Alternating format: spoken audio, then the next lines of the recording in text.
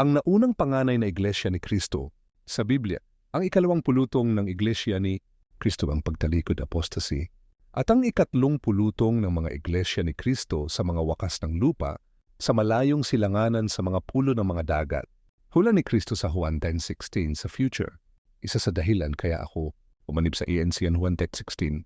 At marami pang talata na hindi nakasama, dito na nakikita kong natutupad ngayon sa iglesia ni Kristo. Bago niyo tutulan yung INC, tutulan mo na nila ang mga parada ng tagumpay ngayon ng INC sa buong mundo. Ilan libong mga mangangaral na din ang nag-convert dito, mga teacher pa mismo nila. Juan 10:16, meron akong ibang mga tupa na hindi sa kulungang ito, sila'y kailangan din namang dalhin ko at kanilang diringgin ang aking tinig at sila'y magiging isang kawan at magkakaroon ng isang pastor. Alin yung kawan? Gawa 20:20 ay lamsa.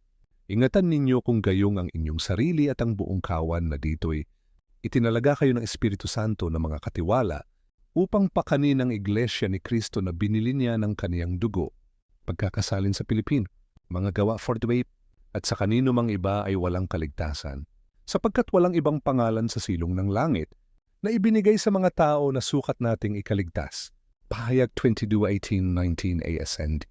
Ako si Juan ay nagbibigay babala sa lahat nang nakakarinig sa mga pahayag ng Diyos sa aklat na ito. Ang sino mang magdagdag sa mga nilalaman ng aklat na ito, idaragdag ng Diyos sa kanyang parusa ang mga salot na nakasulat dito.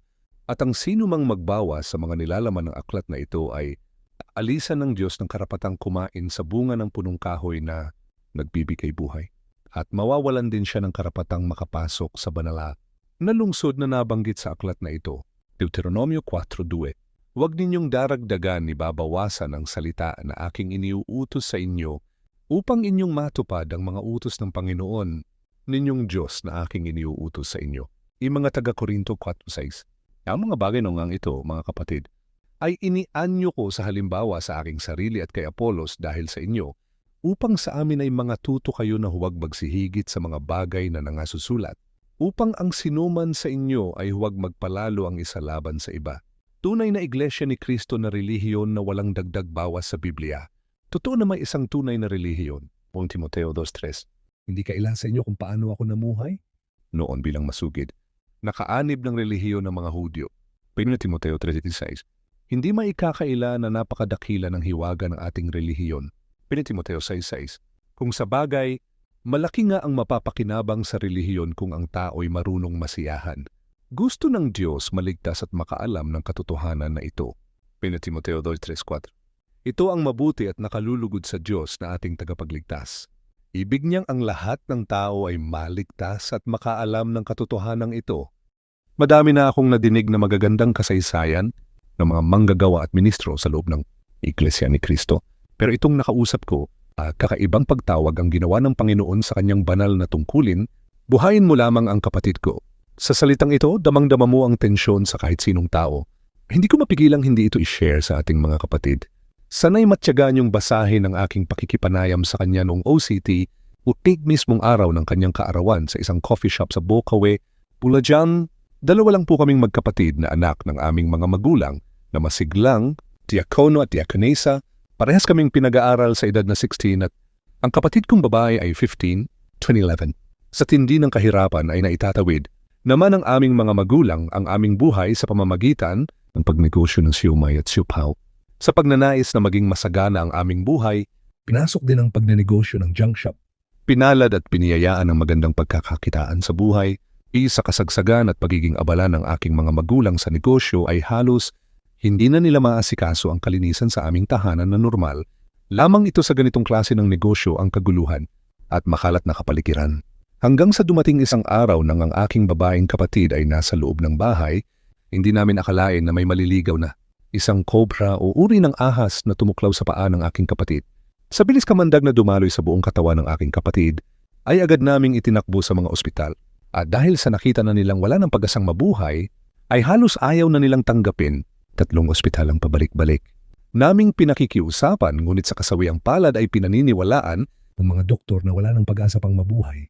Palibhasa ay sa mga aral na natatamo natin sa ating mga pagsambay, nadidinig ang laging tinatagubilin ng Diyos na siya. Lamang ang tawagan sa oras ng kagipitan agad.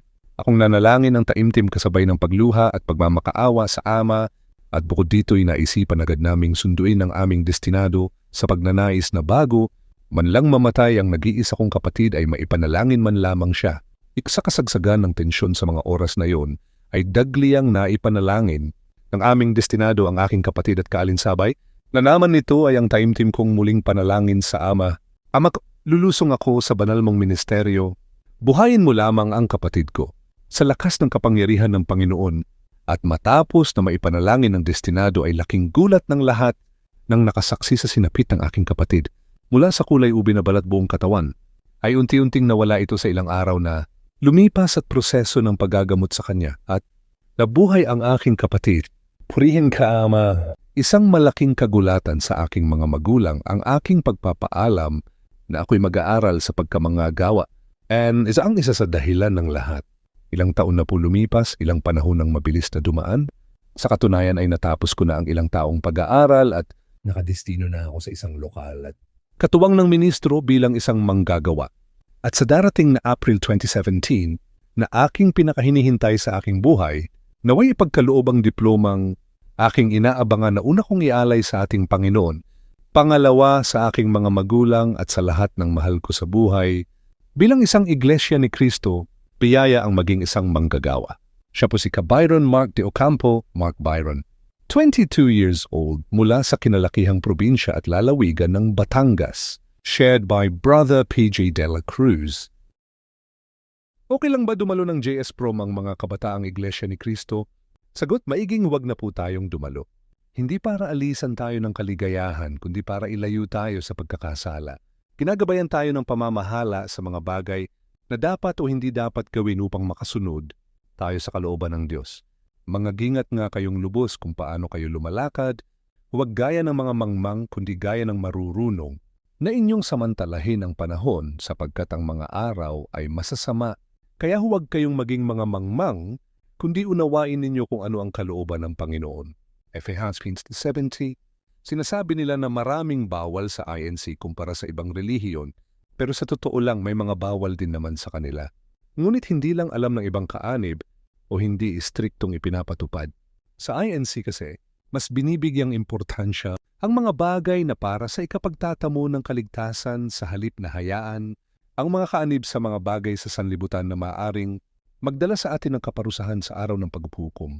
Pagdating sa JS Prom, Junior-Senior Promenade, hindi naman sinasabing puro kasamaan. Ang dulot nito kundi inilalayo lang tayo sa mga bagay na may kaugnayan sa kahalayan at paglabag sa aral na posibleng mangyari during or after event. Exit. Hindi kaaya-ayang pagsasayaw pag-inom ng alak, paggamit ng ipinagbabawal na gamot, pakikipagrelasyon sa hindi ka pananampalataya, pakikipagtalik, teenage pregnancy at iba pa. Sasabihin ng iba, ang OA pwede naman iwasan eh. Pero in reality, nangyayari pa rin talaga ang mga bagay na ito at minsan kahit pigilan natin ang ating sarili ay may pagkakataon na di natin magawa lalo na kung andun na tayo mismo sa sitwasyon. Kaya nahuhulog ang iba sa pagkakasala at ang masaklap ay ang pagkatiwalag sa iglesia.